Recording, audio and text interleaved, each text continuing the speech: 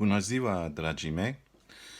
Well, today I'd like to talk to you about an author and a book, a novel, which sent shockwaves around the world when it was first published in 1942, almost as resounding as the 5 shots which end the first part of the novel.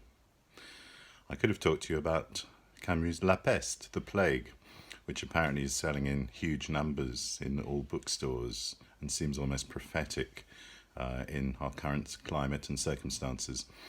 But I thought I'd talk to you about L'étranger, translated variously as The Outsider or The Stranger, and it was his first novel, published in 1942, and is a deceptively simple book. From that first jarring, shocking sentence, Aujourd'hui, maman est morte. And I'll come back to that, to talk about that. Almost as shocking as Kafka's Die Verwandlung, the metamorphosis, in the first sentence where Gregor Samsa wakes up as to find he's been turned into an horrific insect. So, most of you will have read L'étranger. I read it when I was 16, and I think it's a book to be read when you're young, but it's a book that rewards reading and thinking about it. As I said, it's deceptively simple, and Camus is almost tricking the reader into accepting that it is a simple read. He wrote it during the Second World War, and it was published, and only 4,000 copies were printed initially. They sold out very quickly. Incredibly, the German censors who were occupying Paris at the time passed it without any changes.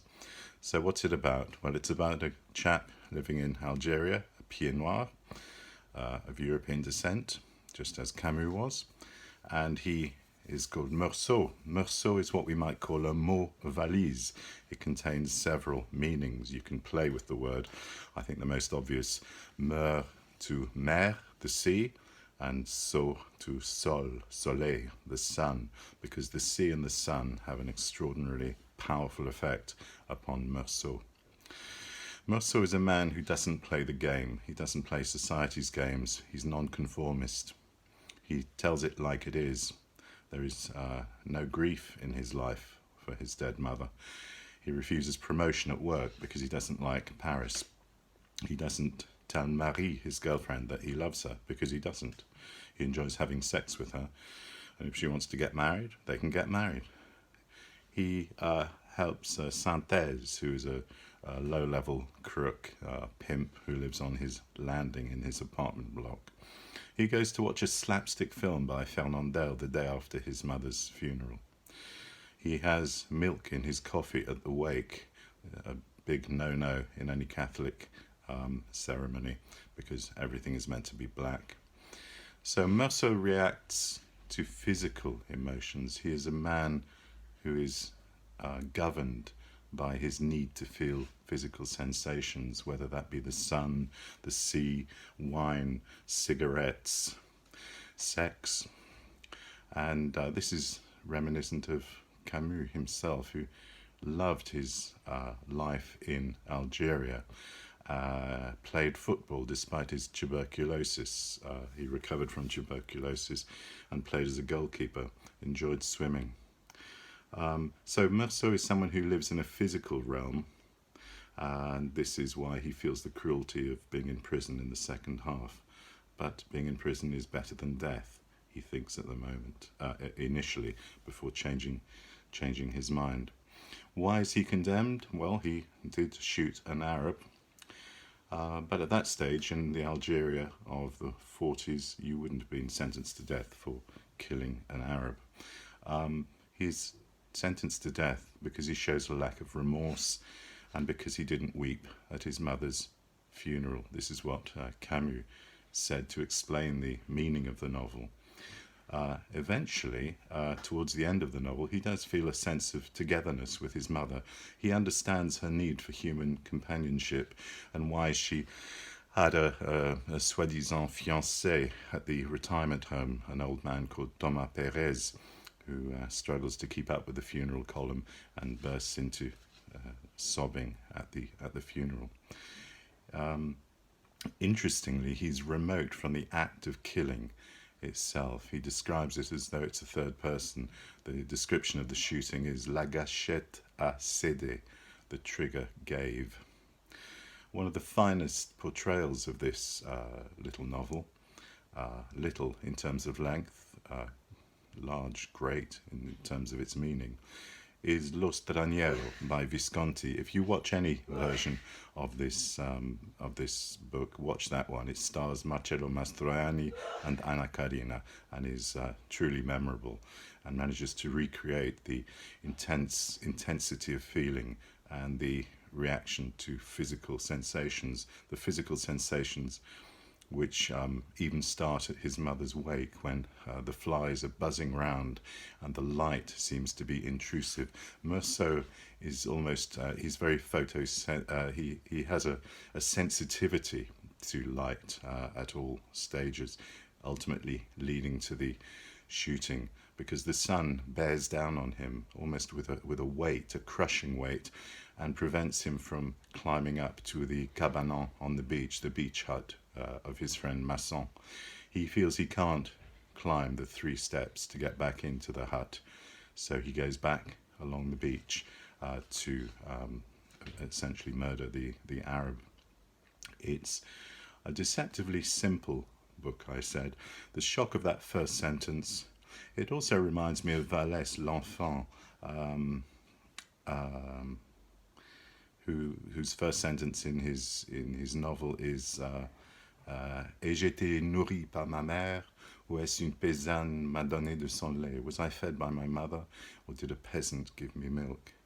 So he's condemned for his difference from society rather than for the murder.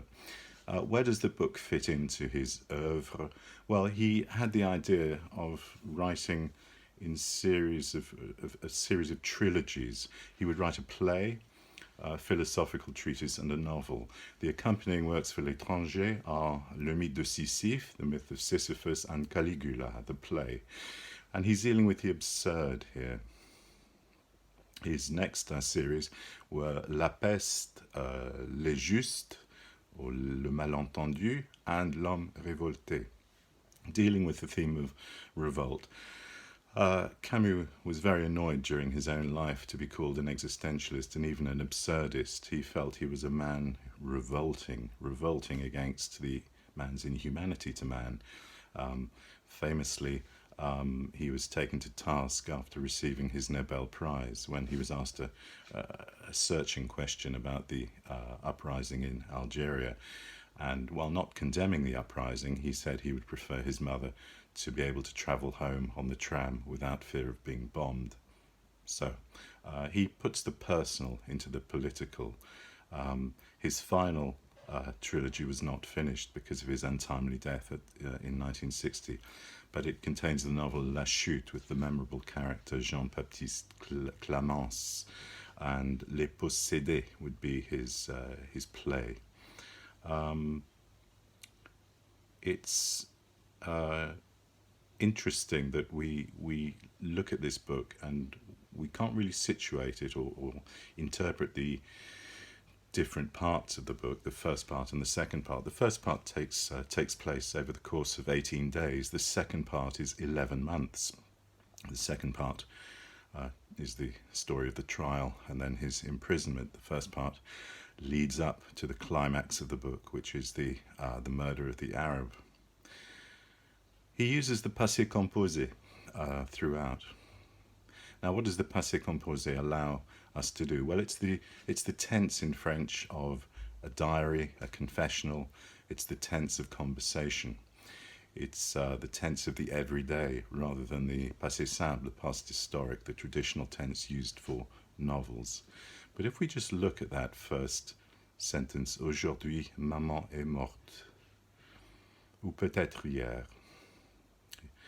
Aujourd'hui, maman est morte can be read in 2 ways. Mother died today. Today, mother died. It's very unusual. You would expect in French, maman est morte aujourd'hui, not aujourd'hui, maman est morte. But we could also interpret that as today, mother is dead, using morte as an adjective. So today, mother is dead. what this is, and if you look in the book, and this is the edition I'm using, if you look at in the first chapter, page 21 in my edition, as he describes the people, the old people from the asile where his mother has been, the old people's home. And if I read two sentences, j'avais même l'impression que cette morte couchée au milieu d'eux ne signifiait rien à leurs yeux. Mais je crois maintenant que c'était une impression fausse. Where is this maintenant? Where is this aujourd'hui? Je crois maintenant que c'était une impression fausse. I now think this was a false impression. What that line, that sentence on page 21 is telling us is that this is written in hindsight. It isn't an account which is diary-like. He is recounting something, but from a position in the future. Now I think this was a false impression. Today, mother is dead. The point in the book from which this is written is actually during his confinement in prison. So what Meursault, or Camus, is doing is reconstructing a narrative, and the first part can be read as a confession. It is designed to get the reader on Meursault's side. So he is portrayed as a very sympathetic character, and we don't particularly condemn him for killing an Arab on the beach. We condemn society for its treatment of Meursault. So if you like, and a little bit like a book I'm going to be talking about in my next vlog, what Camus is doing is very much weighting the balance in the first part of the book and depicting someone who enjoys life, thrives on physicality, and the sort of person who shouldn't be judged. Who are we to judge Meursault? So it's a very subtle, extremely carefully constructed novel, and it's worth considering in that light. We are in fact being taken in by the author. One of the other themes I'd just like to mention is that there's a great deal of watching and observation throughout the book. He spends most of his weekends just watching people outside from his balcony. The Arabs watch Raymond and Meursault. There's a great deal of looking at other people.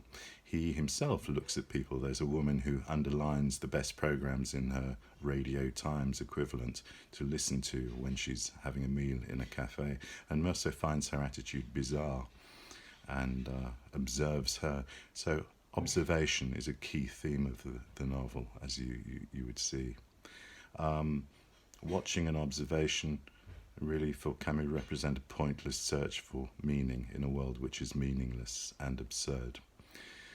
So the first part we can take as action at face value, and the second part is the distorting mirror of society which requires an explanation of cause and effect, a logical process to life when there is no logical process.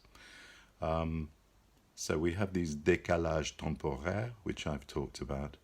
As I said, he won the Nobel Prize in, well, I don't know if I did say this, but he won the Nobel Prize in 1953, and he was the second youngest winner for literature. But tragically, he died in a road accident in 1960. So if you read anything of Camus, have a go at his novels, L'étranger, La Peste. La Chute is a little more complex, but is equally worthy of a good read. If you haven't read the book, I hope you enjoy it. If you have read it, I hope some of what I've said shines new light on it. Thank you very much for watching. Arrivederci.